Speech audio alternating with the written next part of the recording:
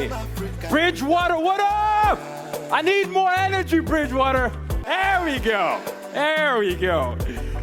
Thank you so much for being here. I really appreciate the opportunity to get to talk to you. Now, I know you learned a little bit about my bio, but I'm actually from Nigeria. I live in New York City. I went to university not far from here in a town called Lynchburg, Virginia. Has anybody ever heard of Lynchburg? It's so funny. I had never thought I would see someone from Lynchburg. But yes, that was my first introduction to the United States. But my background has been unique in the sense that I spent the first decade of my life in and out of 3 military regimes. 2 of them were heinous dictatorships. And then due to the job of my father, I grew up black on 4 continents. And what I want to do today is prepare you all, give you all reminders as you all are getting ready for a school year like no other, coming back to campus after or in the midst of a pandemic. And I'm going to cover 4 themes. You know, those themes would be identity, and then we're going to go to growth, change, and making a difference. Have any of you ever been to a poetry event before? What is the form of participation in a poetry event when you resonate with a point? Is that, there we go, you snap. Some of you can clap if you want. But what I'm going to do is I'll explain where I was during this particular moment in my life and what happened. And if you resonate, feel free to participate. I'll be around after. I know you have a packed day. But without further ado, let's go. All right, so the first thing that I said is, obviously, I grew up black on 4 continents. Now, it means multiple things to multiple people, but I had a personal experience with this based on the type of interactions I used to get. When I first came to the United States, people used to argue with me about whether I was, from the United States or Nigeria. They would say, "Your English is just too good, and how come you don't have an accent, and did you sleep with Simba? Do you know monkeys?" And I used to hear all these stories from professors and classmates and students, and, it got me in a certain headspace. So here it goes. It's called black. Being black does not lack any substance despite the distance. Distance from systems and justice, distance from existence. No, all I see is robustness and abundance. Abundance of will and skill, able to build kingdoms out of any molehill. As I look at generations to come, I'm excited about what to instill. For the options abound, oh, what a thrill.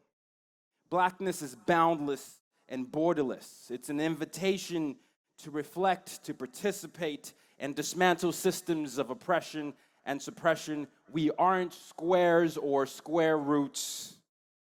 We're circles powered by grassroots. Blackness is boundless and borderless. Being black does not lack opportunities for growth. Anything said to the contrary is akin to lying under oath. In fact, it is a myth because being black is not a monolith. It's the first poem.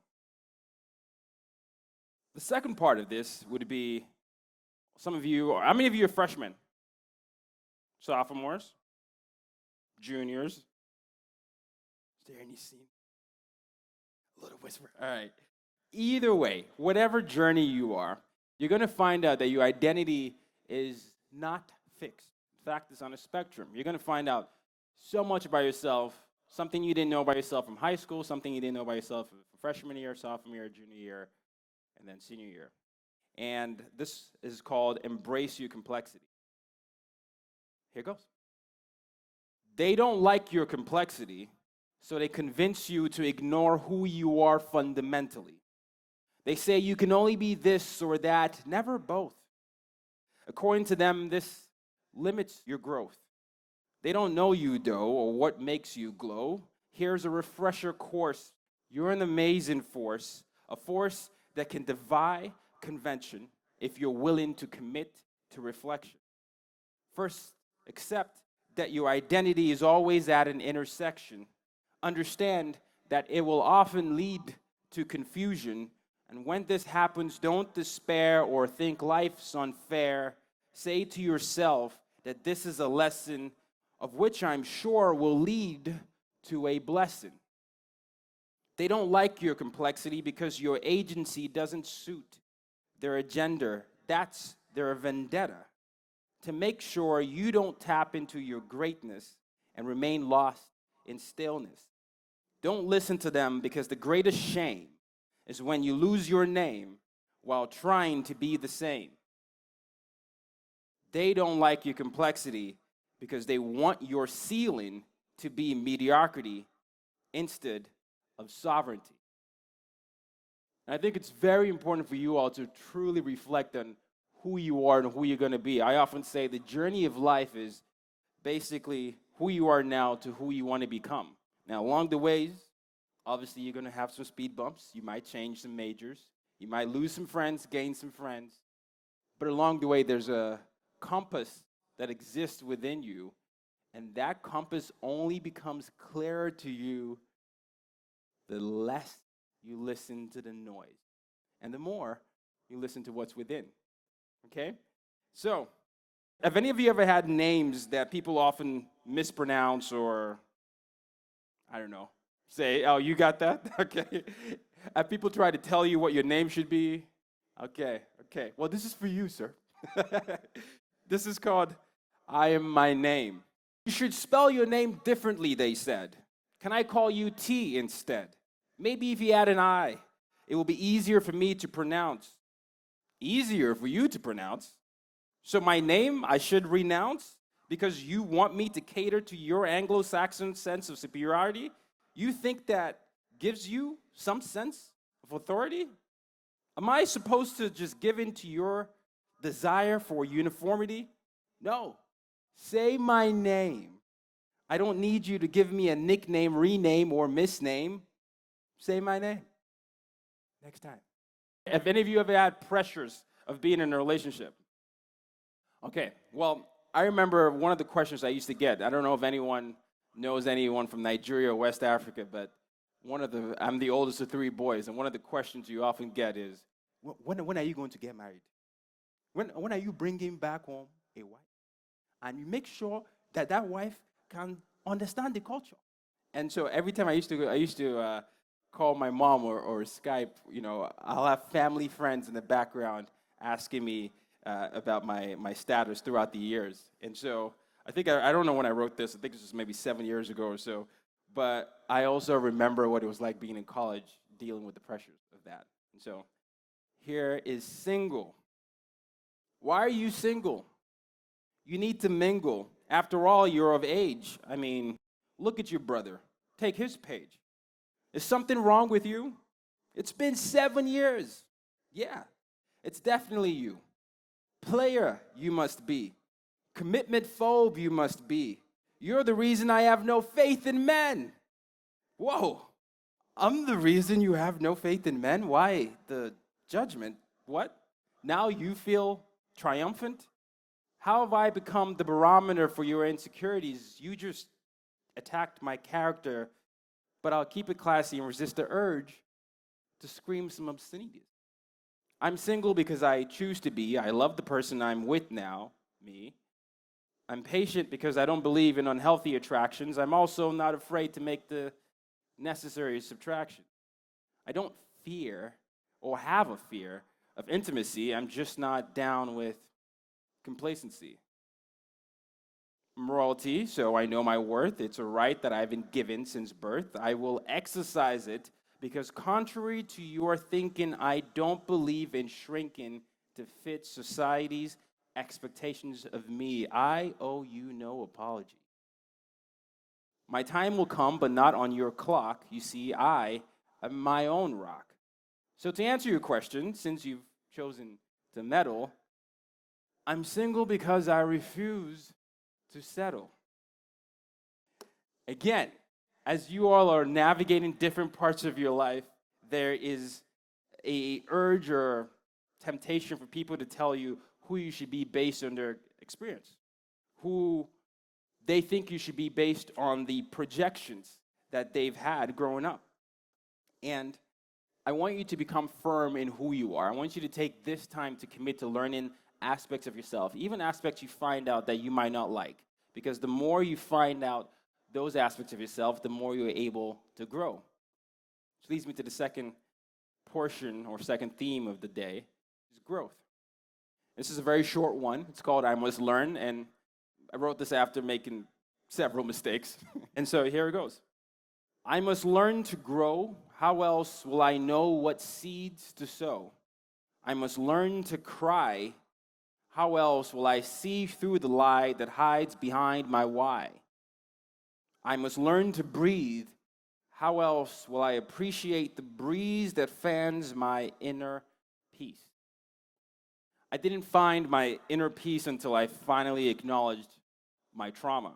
Now, I didn't have language for trauma or any of the traumatic experiences that I went through life growing up.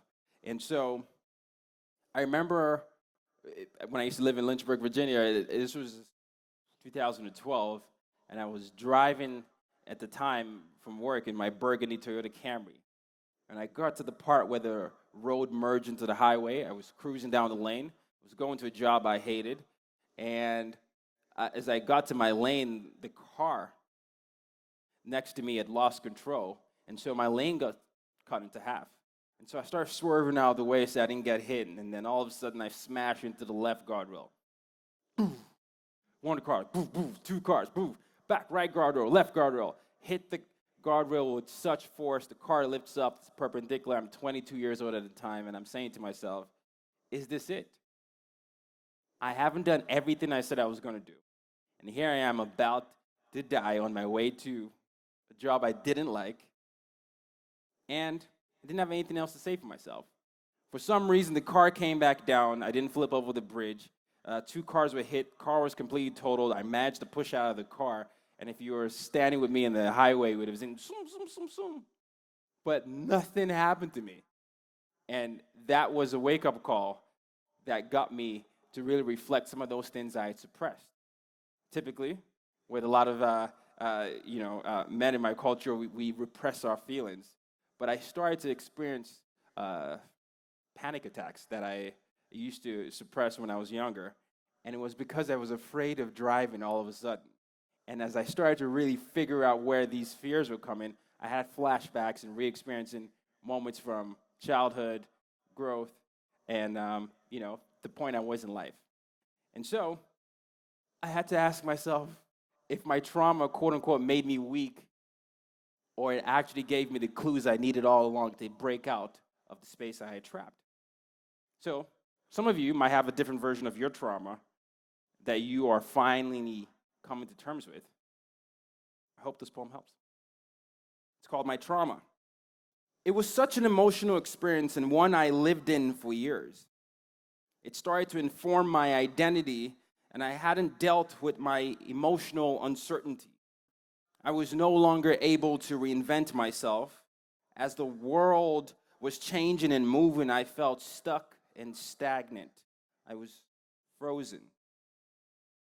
I kept trying to move forward, but I felt smaller with each step, so I decided to play it safe. I stopped becoming intentional about who I wanted to be and resistant to new experiences. I avoided anything that stretched me, and my emotional baggage continued to weigh me down.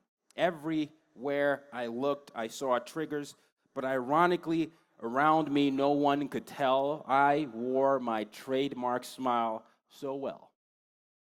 Eventually, I got tired of this identity crisis, so I decided to try something new. It was time to let go and redesign my environment.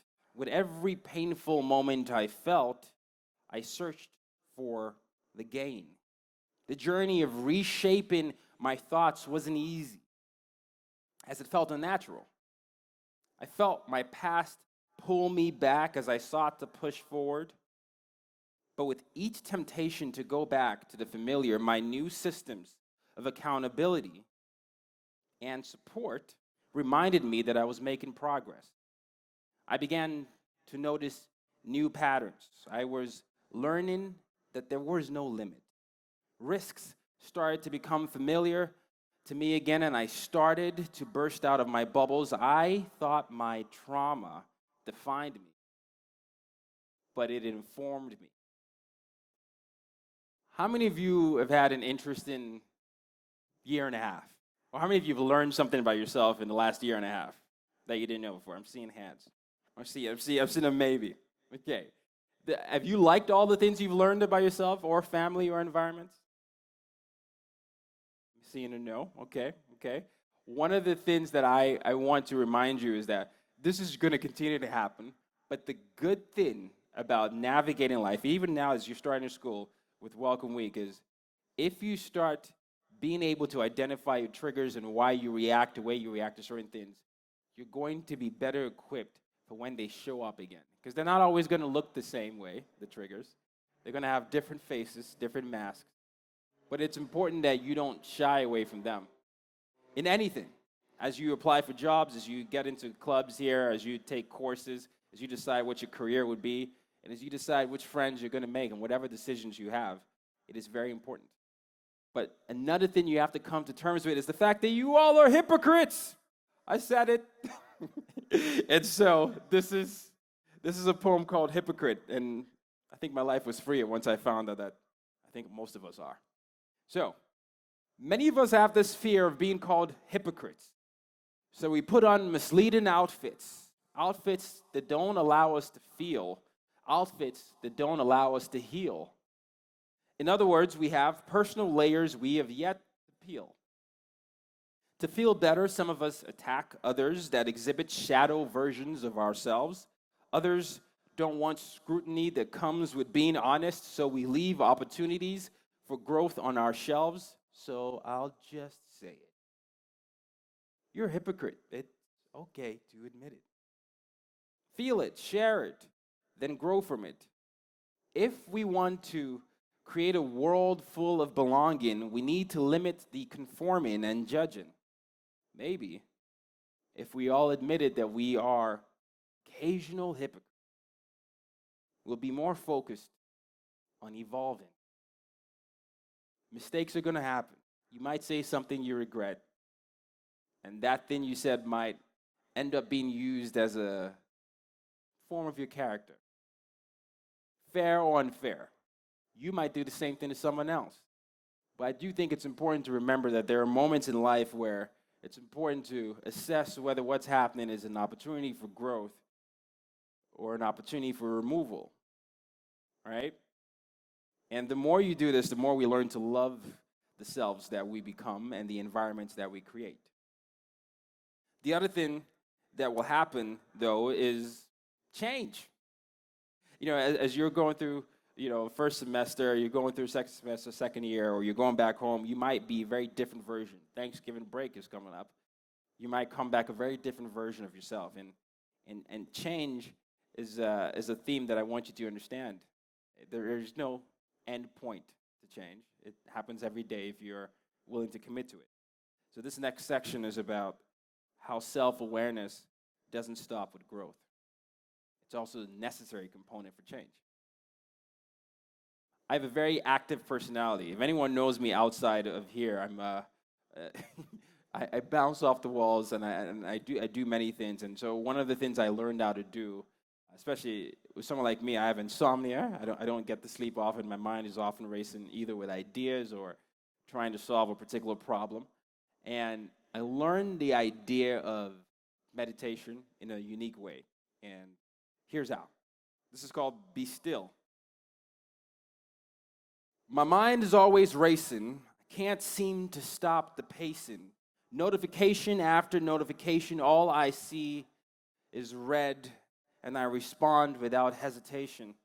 1 hour becomes 2, and 2 becomes 6. This is too addictive. I need my fix.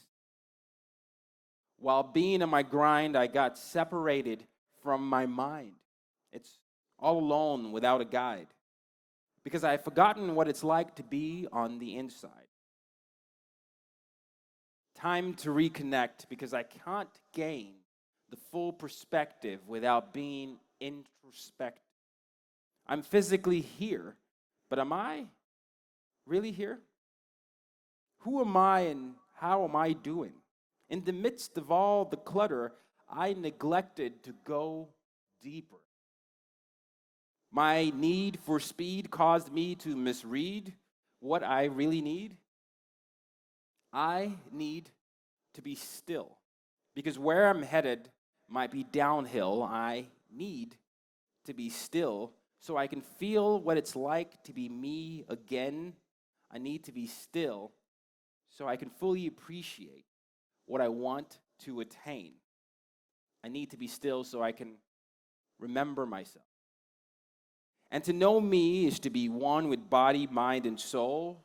So, yeah, that's my goal.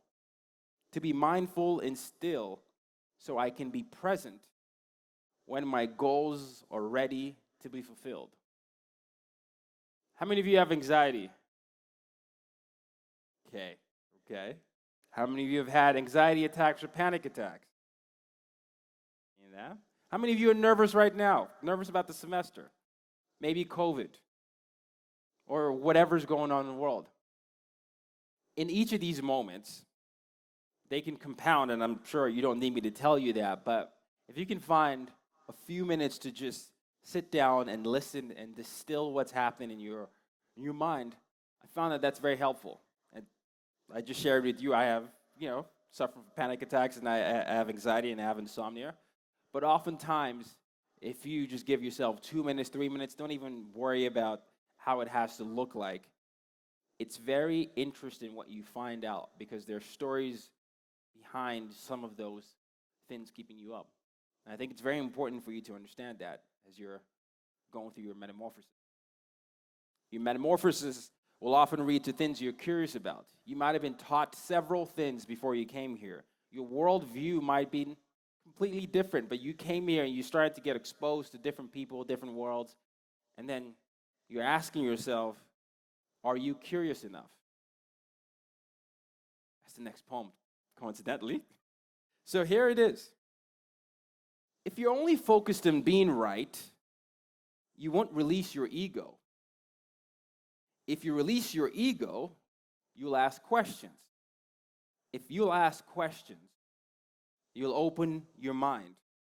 If you appreciate difference, you'll understand the other side of privilege. If you understand the other side of privilege, you'll strive for equity. We live in a world that our curiosity is formed. The question is, are you curious enough? Earlier, I shared with you that some people's interaction with me when I first came to the United States was whether I knew Simba, if I slept with monkeys, if I spoke in cliques, and where do you think that came from? This is not an indictment on anyone. It came from what you're exposed to. I say the equation for worldview is lived experience plus exposure. And so if your lived experience has only showed you a certain way of life and you haven't been exposed to different parts of the world or different parts of perspective, you are going to be a reflection of that. Now, I often look at where we are in society and the environment, and that last line that I said, we live in a world that our curiosity is formed, always rings true for me. The world that we have, at least the world that we seem to have, is based on what we've allowed to be quote-unquote normal or not, and what we defined as the standard and the norm. And the people that can expand that definition of normal are all of you here, dependent on how curious you choose to be, and how curious you're willing to be, and how much you're willing to unlearn. Because even though you've learned many things before you come here, it doesn't mean that some of those things weren't wrong or they are incomplete. Armor is the title of the next poem. And this would be for people that, like to protect themselves based on a lot of bad experiences and sometimes push people away. Armor. Sometimes we have a tendency to wear armor over our hearts. We tell ourselves it's necessary because this will keep us from falling apart. Whatever the reason may be it fear of abandonment or a consistent appointment with disappointment, we need to realize that our tendency to push love away is only going to create a pathway to make our worst fears a mainstay. The way we overcome this is to acknowledge our fears, investigate the source of the tear, and sit with it until it becomes clear. As you do this, you start to see the things you need to value in order to find your self-worth, a worth that has been stunted because of a history of choices made consciously and or unwittingly. But as you unearth, you make way for rebirth. This doesn't mean things will go swimmingly. It just means your heart will be open to the most powerful emotion of all. Put down your armor. Don't make love a stranger. Make it your partner. So, put down your armor.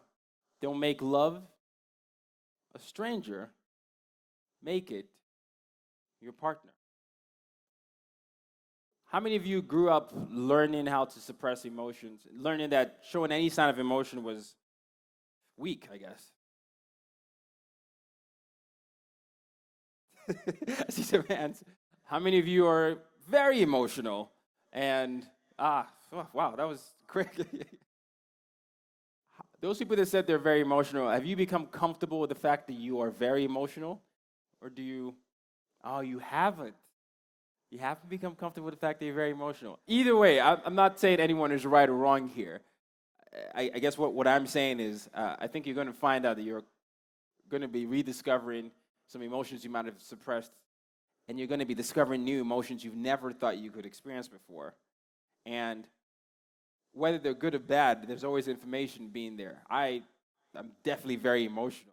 But, I remember thinking that I needed to be more of a stoic type like my dad, and then finding out that I was more like my mom. And so whether it's me playing sports or anything, that there's a certain energy that I always came with. And the more I learned how to embrace and accept it, I found that to be a lot easier to deal with, okay? I want to talk about your opportunity to make a difference. To me, the idea of making a difference doesn't start at law enforcement or at the feet of the government.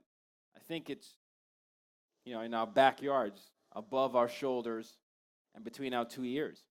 When I think about how we've crafted the world we have today, when I think about how we can become the best versions of ourselves and how we can challenge some things that might not allow us to get there, here's an invitation that I wrote. I don't know who needs to hear this, but you're a work of art. Yes, a work of art, one so unique that you've been gifted with a dream that's attached to your heart. And hear me, it's not one that anyone can rip apart. The countless rejections that you have faced up until this point are chances for you to widen your viewpoint. The traumas you've dealt with show you that you're not a monolith. You're not a mistake. You're about to be awake. You're not a mistake. You're about to be awake. Awake to your dream. No more questioning your worth. You have something to offer. In fact, you're an author. You're the author. Your life's work is in the process of being written, whether it is a biography or an autobiography. Give yourself a chance to know your dream, your theme, and what fuels your steam. This is an invitation to take control of your life. Next poem is called F Words. It takes a lot of courage to have faith despite your fears.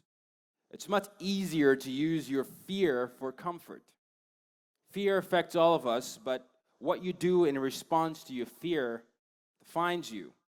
Because at the intersection of fear and failure is an opportunity for you to determine who you want to be, remembered as. At the intersection of fear and failure is an opportunity for you to determine who you want to be, remembered as. Is everybody here committed to a particular major? Do we have some undecideds? No undecided.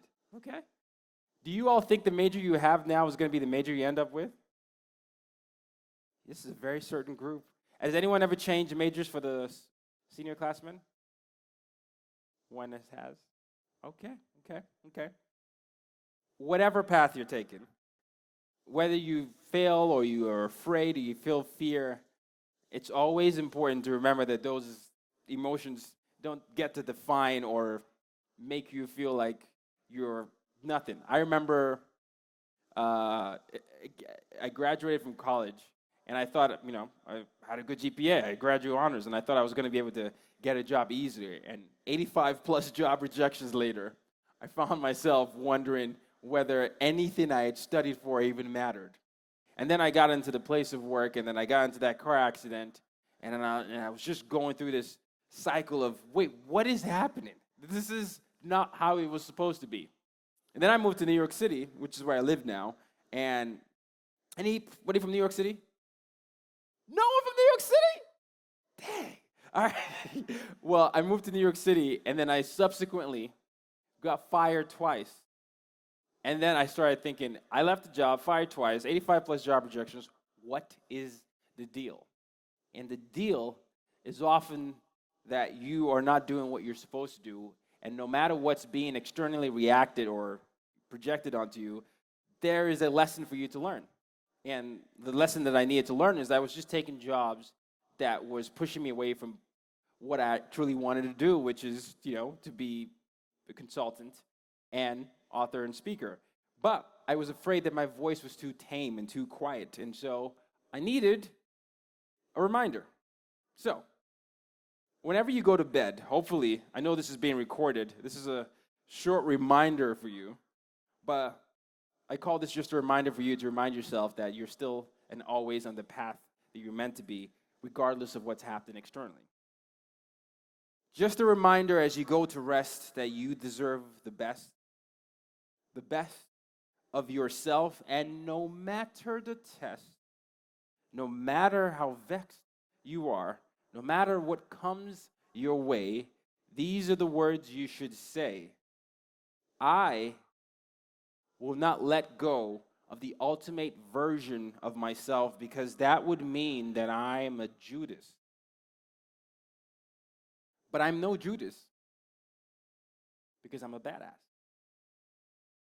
Go back and remind yourself that you deserve nothing but the best.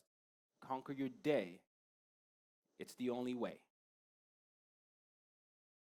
Subsequently led me to the last poem I'll read today before I close with some words. It's called The Call. That call that I was not listening to while I was navigating life and dealing with, life's uncertainties eventually came. And this is how I heard it. I heard the call. Actually, it was more of a whisper. It said to me that in order to stand tall, I needed to stop playing small. It said that I was meant for more, even if I didn't feel it in my core. Eventually, I stopped hearing the whispers and I started to listen to my doubts. Then one day, after multiple strikeouts with nothing to bail me out, I heard the whisper again. This time, I listened as it began to explain.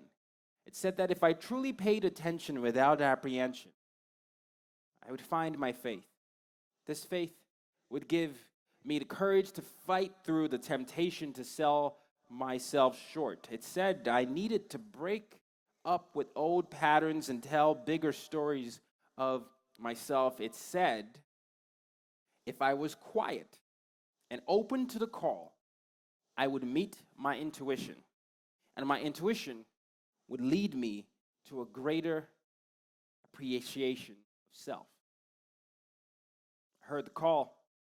This time I listened, And the whispers grew with intensity because it was pointing me to my destiny. Regardless of whatever spiritual beliefs you have, destiny, you could be, a Christian, Muslim, or you might not have any denomination. The idea of something bigger than you is always there. The idea of your presence being connected to whatever is bigger than you is a very real thing. And the older I get, and I'm sure the older you get, you start to realize that a lot of things that you've considered coincidences, things you found yourself gravitating to, things you found yourself liking in secret or in public, are all interesting tidbits about what you're meant to do. If there's anything that we've learned in the last year and a half, is that when the world stops, truest versions of ourselves show out. And when they show out, and when you are locked down without anywhere to hide, those thoughts can come up. Now, for those of you that maybe feel like those thoughts are too intrusive and reveal parts of yourself that make you feel like an imposter, I think it's important to reframe that type of thinking, because the imposter you think you are is just another side of yourself trying to be heard. And for those of you that really got in tune with what you wanted and it was a confirmation of everything you said you were going to be, I will encourage you to continue to hearken to that courage of self. I think the most courageous thing in the world is honestly to be yourself in a world that's telling you to be otherwise. E. Cummins. And in any line of work, virtual, in person, remote, in any line of mentorship, virtual, in person, remote, in any relationship, virtual, in person, remote, you are going to always be fed with information about yourself and your environment and who you want to be. But the only question that I want you to keep top of mind is, will you be who you say you're going to be, despite the information that is being fed to you? As you start the semester, start the year, I wish you nothing but the best. But I want you to understand that there will be many tests, and with each of these tests, sometimes you might be vexed. And as vexed as you are, your compass exists in your chest. So, thank you for having me and wishing you a wonderful semester. I'll be here for questions. I wanted to leave with enough time to give you all, opportunity to ask questions, but also opportunity to go about your day. I'm staying however long you'll have me. And please feel free to let me know any way I can help. Thank you so much. This has been a real pleasure.